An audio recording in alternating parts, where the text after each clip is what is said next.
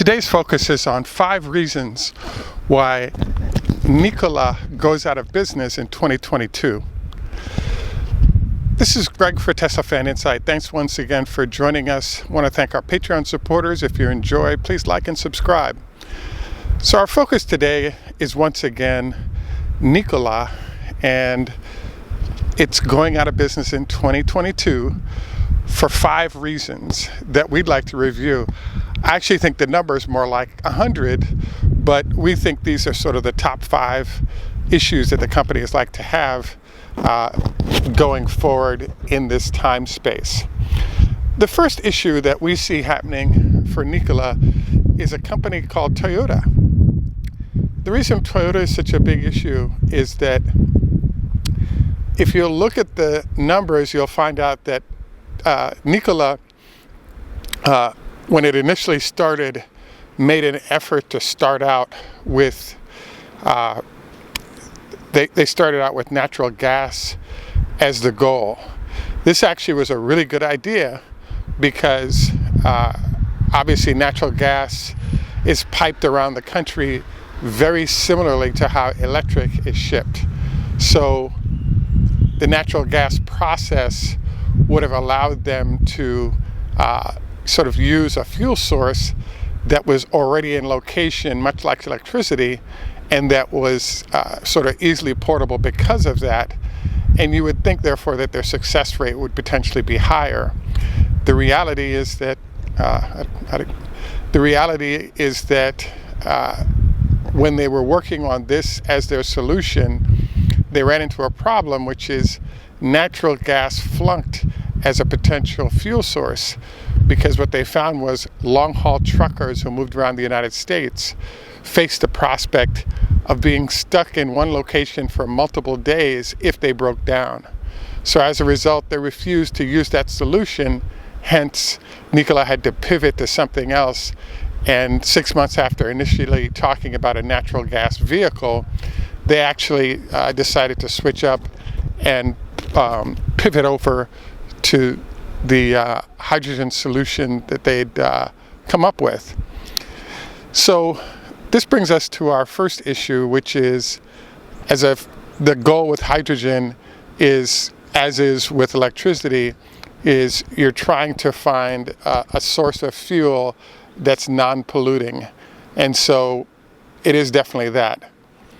The reason why we're articulating Toyota as their first problem is that Toyota has been sort of in that field and developing vehicles for the last 20 plus years, more like 30 years. So we consider Toyota to be an extreme problem for them, because if the Toyota product actually works, they actually have the financial backing of one of the largest auto companies in the world and the best in order to complete and make the solution work. So one of the mysteries about how they would succeed and why is that we actually have an interesting zone right now, which is Mr. Milton's marketing is excellent, and clearly it's better than Toyota's, because Toyota has, long experience, quality vehicles, relationship with customers around the world that demonstrate them as one of the best operators in the world.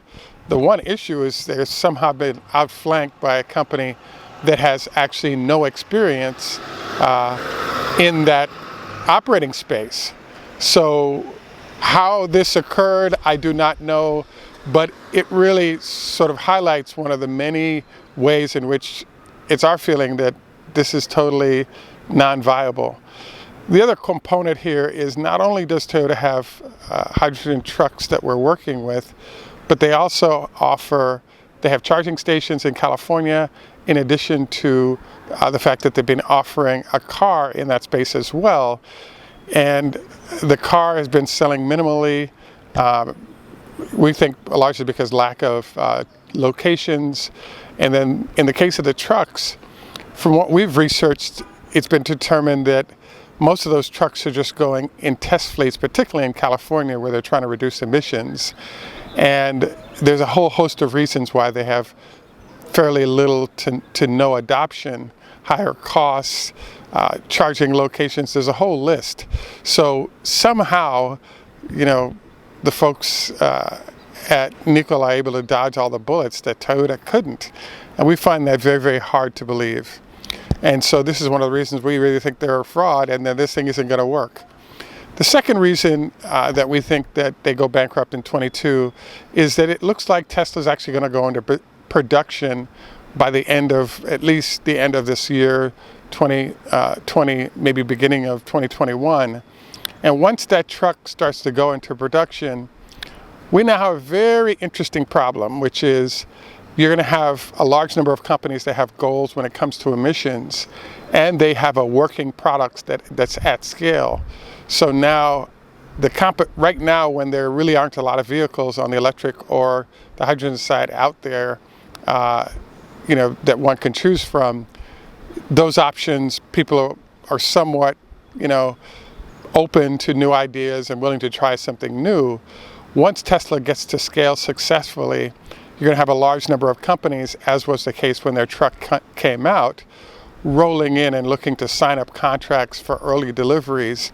And then with most large fleets, they're like 10-year cycles of rolling in new and old vehicles. So we expect to see a lot of fleets now start getting their first Tesla vehicles. They will then start installing charging and setting up based on how those vehicles perform. So we believe that by 2022, perhaps the latter part of the year, you're going to have probably the top 100 companies in the world that use vehicles with at least their test fleet of Teslas in place. And then if in fact there was a product that was ready from Nikola, you'd end up with a situation where they're actually trying to sort of get test quantities out there at that point, and now you have companies that have already committed, and so it's hard for them to grow their fleet with another brand and perhaps another charging facility, so you're kind of blocked out by this. The third reason we see them going out of business by 2022 is articulated by a company called Dyson. So right now, Mr. Dyson is worth $16 billion. He's a British billionaire. He came out with an electric car, and that car, he recently sort of declared bankruptcy and shut down that company. I've read some stuff that says he lost $1 billion. I've read some stuff that said he lost $600 million. Nonetheless, he lost a lot of money in the process. The question is, what does he have to do with what's going on at Nikola? The answer is that he ran into a problem that's starting to occur in the entire electric field.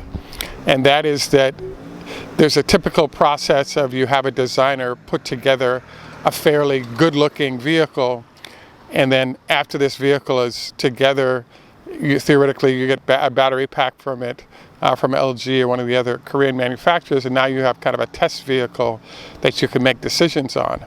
So one of the things that's starting to happen or coming down the pike is that your largest cost is batteries. And so one of the issues that comes up is that on any product or service, there's a concept called economies of scale. And it's our assessment that what Mr. Dyson realized was that there's an economies of scale challenge that lurks for anybody entering the battery business, which is if you can't build your own facility, and it's not even working for the biggest companies, you can't buy enough volume of those batteries, you basically don't have a way to provide first batteries and then batteries at scale to allow you to operate at a cost number that doesn't put you out of business if your vehicle is a similarly priced vehicle to other companies. So basically, the argument that's been made by Nikola is we have no problem pivoting, buying batteries and putting the batteries either in the trucks that go with the hydrogen fuel cells or in the pickup truck that we're about to build. And so you can really spin that story right now with no problem. But the challenge in the battery side right now is that because Tesla has its own factory and that factory is operating at scale, the cost of a Tesla battery pack is actually right now about the equivalent of what it costs for a whole car to be built by most competitors. So the problem Dyson ran into wasn't, can we deliver a nice looking car that customers would enjoy? It's just, would the entire execution be economically viable? And the answer they came up with was short-term, maybe, long-term, no way, and hence the shutdown.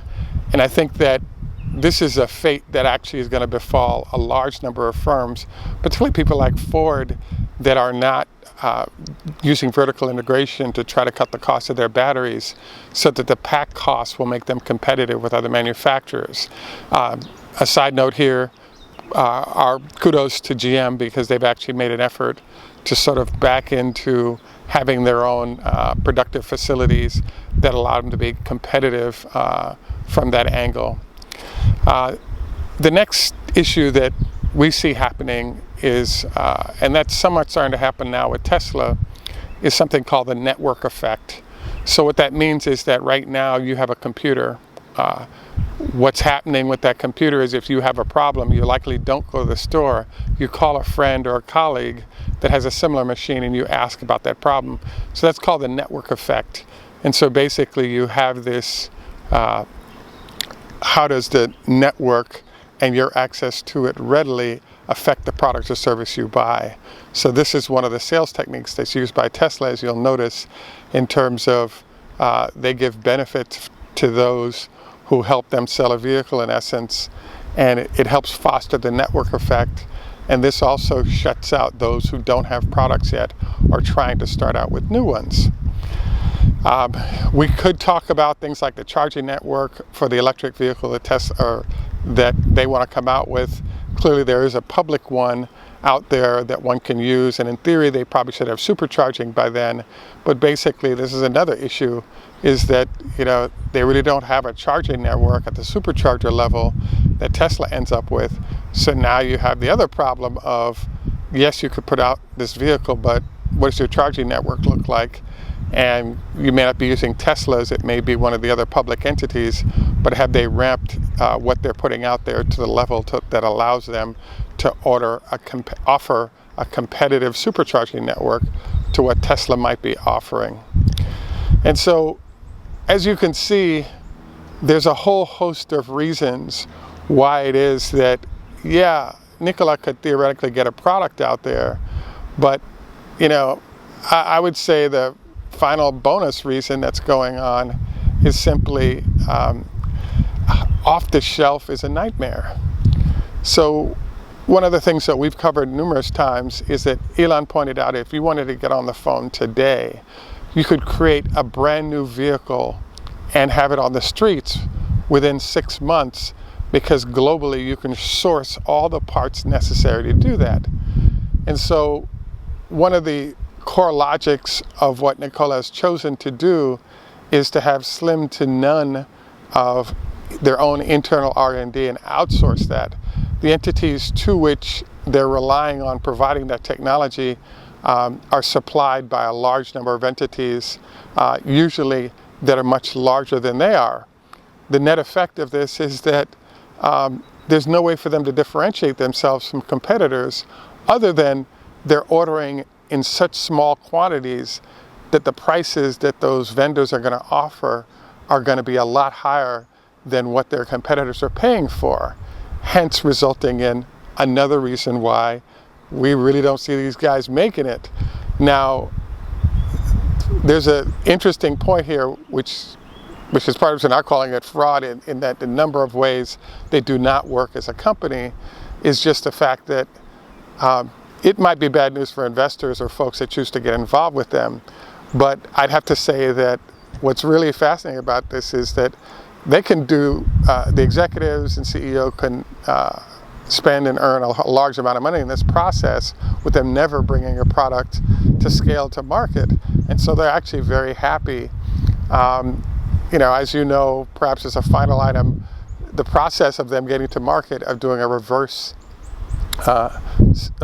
public offering, is that there was no scrutiny. They simply bought a shell of a company, and then they were public by changing the name of the shell to their name after they did a reverse buy-in to that firm. And so it's a smart move to do it that way, but the beauty of it is there's no scrutiny that regular companies have to go through in terms of being reviewed by investors in a lot of ways in order to get to market, and they pulled it off successfully, so we have to give them credit. So this is kind of the end of our 5+ reasons why we believe they'll be bankrupt by 2022, but if in fact any of those things operate faster, i.e. Tesla getting more trucks out earlier, Toyota actually doing test runs with some of the current target customers of these folks. You know, the other thing that I'm really amazed by with this whole process is what's been going on between Robert Bosch and Daimler-Benz. I believe Robert Bosch has been a Daimler-Benz partner or supplier for the last at least 80 years. And as recently as 2015, they actually had a joint company that was producing electric motors. So it's amazing to me that they would sign on and offer products and services to Nikola that they would not offer to Mercedes, especially given the length of their history and the amount of product they could instantly buy versus, you know, what's going on in their relationship with Nikola. So we could even throw that in as a bonus reason why this is really, really not viable. But it is impressive that they've gone this route in an attempt to try to be successful on the part of Nikola. So if you do invest in Nikola, I do wish you well on that one. It's possible they make it, but I really think that a miracle is required for this to happen. I think their best case is that they end up with a collection of Ford enough success that if a Ford or one of the other manufacturers that didn't have a solution needed to do something, they would simply acquire them, which is kind of the lane that we see things going for Rivian.